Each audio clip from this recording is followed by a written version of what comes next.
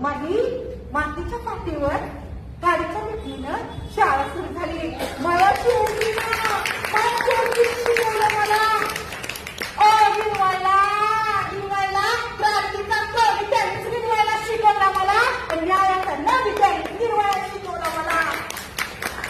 खळखळाट करायला शिकवला. या व्यवस्थेच्या छातारावर उभं राहून आणि गिरवली अक्षर मी शिकले.